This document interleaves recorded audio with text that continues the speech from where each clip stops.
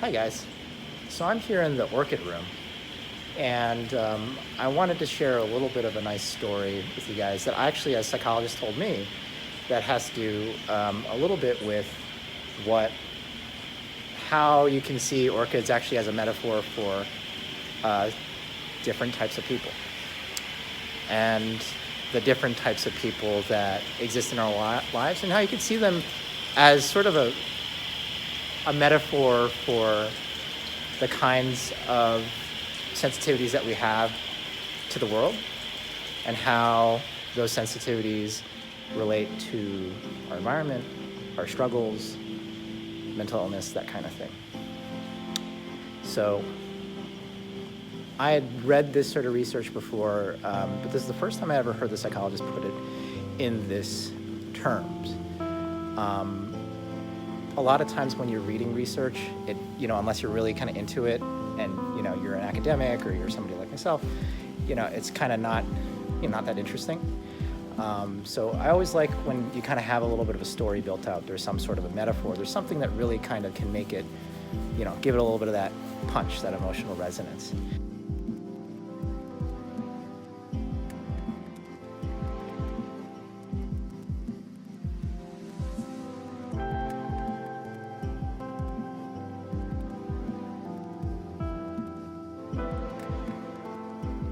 And so there's this research that the psychologist had referred to us about, where essentially they tracked the lives and the kind of, I think it was the social emotional, maybe the academic performance of young children. And they compared kids with each other based on a number of factors. So they looked at, with that particular group, they looked at kids who had certain genetic markers for mental illness, because there are some broad markers that we know make people predisposed to mental illness, not any specific types, not any specific categories, but just mental illness in general. In addition to that, they also tracked these kids, I believe it was their attachment styles. So what that means is they tracked how well those kids were able to form a trusting bond with their caregivers. Oftentimes, their ability to form a bond with the caregiver has to do with the interaction between the child and the caregiver, and how receptive the caregiver is to being able to kind of take care of the kind of emotional needs of that particular child. And what they found in that particular study was pretty interesting. You would think that if you had a genetic marker for, being predisposed to having mental illness, that would make you across the board worse off. They found that the kids who had those markers would in fact perform a lot worse on a lot of different scales, but the social emotional one is the one that I always think about, compared to the ones who didn't have those markers. So insecure kids who had those markers did a lot worse than the ones who were insecure and didn't have those markers. But for the kids who had those markers and had a secure attachment to their caregiver, what they found was that on a social emotional level, they actually did a lot better. Those kids who had that particular marker for mental illness did better than their peers who didn't have those markers. They were very well liked. They were really, very well able to kind of be,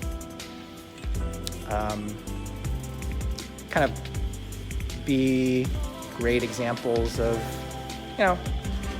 the things that you really would want to see a kid do if they're thriving in their particular age at their particular kind of time in their life. And so it makes this kind of interesting idea of, well, the way the psychologist put this was that there are, in some ways you can think of that there are people who have a couple different types of people. There are people who are sort of your everyday flowers, right? You can blossom and grow and thrive in any number of environments. You don't necessarily need a lot of upkeep comparatively. And so, the benefits of that are that you're pretty resilient. You can be fairly resilient to some sort of adverse stress in your environment. Those of us, people who they would say are the other side, are orchids. If you've ever taken care of an orchid, I think you know how much sort of more work you need to put into them and how very sensitive those particular plants are to any sort of environmental changes. Those orchids will die in really, moderate or poor environment, where others might be able to at least kind of get along. And this is sort of the metaphor, is that the people who may have those markers for mental illness, you can think that either you can think of it as they have a mental illness, which is some sort of terrible disability, which means that they're, fucked up, or they aren't normal and they should learn to be normal, or that they really, the amount of contributions that they're going to make to their, groups, the society, are really going to just be, can only hope to be normal. That's one way to think about mental illness. But another way to think about it is the way they talk about with this orchid metaphor, is that given the right circumstances, given the right environment, people who have that particular temperament, those particular markers, that particular sensitivity, they can grow and thrive and blossom in a way that in some ways might be more remarkable, or particularly wonderful, beautiful, moving, whatever you want to call it. And that it isn't the mental illness necessarily, or who they are, that kind of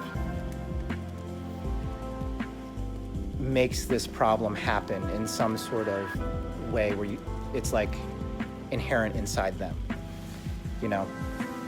I guess you could say from my experience with, in my personal life, in my experience in being a psychologist, I've found this to be, oftentimes true.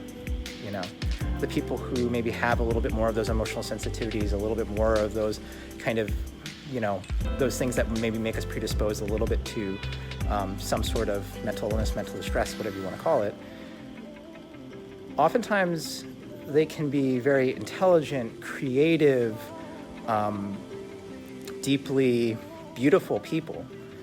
And the thing that I think about is, wow, how terrible and tragic the life circumstances they must have had to have it turn out this way. And, my job as a therapist is, how do I help kind of bring a process along so that they can let those wonderful qualities about themselves kind of come out. Oftentimes when we think of mental illness, it's some sort of problem that needs to be solved. You take away the problem and everything's okay. Well, I want to kind of challenge the people who are watching this video to ask themselves, when you see someone who has some sort of mental illness, or you know someone in your life who has a mental illness, or you have even mental illness or whatever you want to call it yourself, how are you thinking about it? Are you thinking about it as, I have this problem that needs to go away, that this is some sort of deeply inherent problem inside me, that there's not much that I have to give other than to try to be normal, quote unquote? Or are you thinking about it in other ways? Are you thinking about it in possibly a way of, well, there are things that have happened to me that, maybe have played a real big role in the direction my life went. Are you thinking about it as, what can I do to place myself in the right circumstances and to be in the right circumstances so that the distress and the issues that I have will be manageable, and the wonderful traits about who I am can come out and flourish? That maybe the best that I can hope for isn't necessarily just to be normal, but to find whatever are the sort of gifts that I have to give to the world and bring that out there. And maybe those might be gifts that other people who just aren't you, that don't have what you have, maybe don't have whatever kind of way it is that you see things, or don't have even sort of the life experience that you have. That those people may not necessarily be perfect either. They may not necessarily have the kind of unique things that you can contribute to whoever or whatever it is that you want to. So I like to share that story, and I wanted to share that story because, again, I think it's an interesting and maybe a much more human and compassionate way to think about people who have mental illness. Do you think about them as somebody who has a problem, who are somehow fucked up, or somehow that they're never going to get better, or that kind of thing? Or do you think of it as, wow, it's terrible. They must have had a wonderful sort of opportunity to kind of flourish in the world. And at some point in time, that didn't necessarily happen. Maybe it's possible for someday that can happen for them.